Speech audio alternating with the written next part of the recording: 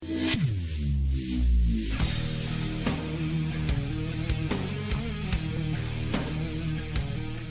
ibaratnya dokter itu melakukan medical check up, sebenarnya penyebabnya nggak bisa cuma satu.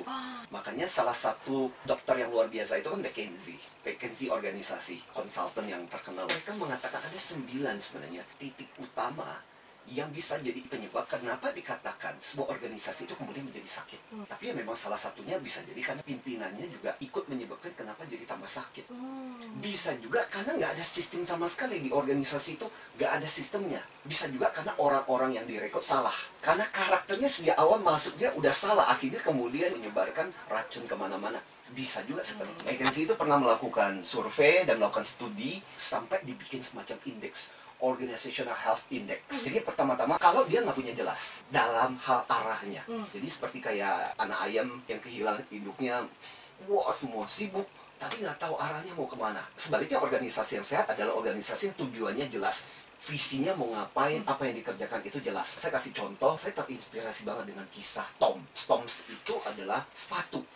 Yang bikin itu kan namanya adalah Blake Mioski. Jadi dia terinspirasi karena waktu jalan-jalan ke Argentina, ternyata di sana itu banyak anak nggak pakai sepatu. Dan pulang kemudian dia begitu terinspirasi dengan tabungan yang ada, dia bikin sepatu 250 pasang. Itu melandasi dalam waktu 6 tahun pertumbuhan mereka luar biasa. Dan semua karyawan yang masuk diberikan bahwa tujuan kita cuma satu, memberikan sepatu sebanyak-banyaknya supaya orang jangan sampai nggak pakai sepatu. Dan hampir 60 juta lebih sepatu akhirnya kemudian disumbangkan. Dan itu mereka nggak terlalu banyak menggunakan advertising, karena buat mereka adalah sayang banget duit yang kita pakai untuk advertising, kita pakai aja untuk membelikan sepatu buat anak-anak yang nggak punya sepatu. Dan karena orang merasa bahwa ini perusahaan yang jelas banget, karyawan bekerja dengan luar biasa, dan itu menjadi salah satu perusahaan yang sehat banget. Nah yang kedua ukurannya adalah orang-orang tidak mengalami ilusi kepintaran. Dan arti gini, organisasi yang bagus itu adalah organisasi di mana kau terus-menerus belajar. Kalau ilusi kepintaran itu, gua udah tahu, gua nggak perlu belajar kok. Paling ngomongnya cuma itu aja. Kayak gini saya udah pernah dengar deh. Basi. Kayak begini mah, saya udah tahu dari dulu, saya udah berpengalaman. Anda aja belum kerja aja, saya udah mulai bekerja. Jadi makin lama makin sakit kondisinya. Orang nggak berinovasi, orang nggak kreatif, tapi orang nggak merasakan itu.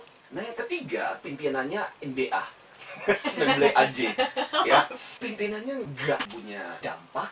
Orang merasa gini loh, mau atasanku ada di kantor atau enggak, kayaknya nggak ada pengaruhnya deh.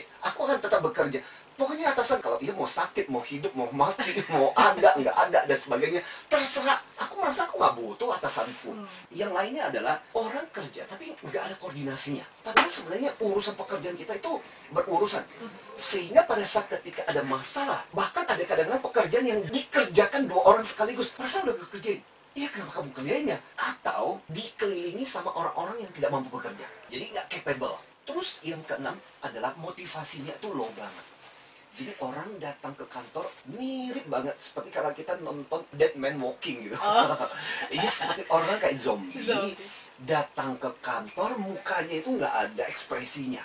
Orang tidak merasa bahwa aku kerja itu ada greget-gregetnya, itu nggak ada gitu. Datangnya ya udah, kita benar-benar lihat ekspresi kayak monoton gitu. Kalau kita sebagai orang eksternal gitu masuk ke dalam organisasi, kita tidak merasakan bahwa organisasi itu ada kehidupan gitu. Dan yang berikutnya adalah lingkungan kerjanya itu nggak kondusif. Itu nanti gini, banyak intrik lah, banyak politik lah, orang nggak trust lah, benar-benar nggak kondusif banget gitu. Dan berikutnya adalah accountability. Orang saling lempar tanggung jawab. Kalau saya sering kali bercanda, itu kayak ilmu tai chi. Terima kerjaan, habis itu diserahkan. Kan ilmu tai chi. Ambil, dibalikin, dikasihkan ke yang lain, kan ilmu tai chi gitu. Yes. Dan itu yang terjadi, orang lempar tanggung jawab. Dan terakhir, nggak memikirkan eksternal. Jadi orang egois, nggak memikirkan luar, boro-boro memikirin customer. Yang penting kita selamat, yang penting kita untung. Terserah deh, customer ngomong apa, puas kagak puas dan sebagainya. Lalu mau beli, nggak kamu beli, ya udah gitu. Masih ada customer yang lain yang mau membutuhkan. Berarti apa? Direction. Yang kedua adalah innovation. Yang ketiga itu berarti leadership. Yang keempat itu coordination. Yang kelima itu capability. Keenam itu adalah motivation. Ketujuh itu adalah work environment. Kedelapan itu ada accountability. Dan yang terakhir tadi, external orientation. Kita ambil contoh aja, salah satu perusahaan contoh yang nggak sehat. Contoh misalnya Uber, belakangan itu dapat sorotan banyak banget. Jadi beberapa kasus diskriminasi sampai kemudian harus diawasi oleh FBI. Sampai karyawannya, namanya Susan Fowler, itu dapat diskriminasi sebagai wanita. Dan dikatakan di sana itu benar-benar diskriminasi gender itu terjadi. Dan sampai dia mengalami sexual harassment dari salah satu manajernya. Dan itu dilaporkan HRD-nya. HRD-nya sama sekali nggak merespon. Dan ketika dia membawakan ini dan ditanya kepada beberapa insinyur yang ada di situ, ternyata beberapa cewek di situ juga mengalami hal yang sama dan nggak ada respon apapun. Ternyata ketika digali-gali lagi, banyak persoalan seperti itu, situasinya jadi nggak nyaman, jadi nggak enak. Jadi itu loh contoh dampak dari situasi itu, kemudian berdampak kepada orang-orang yang mau bekerja di sana, kemudian menjadi sulit.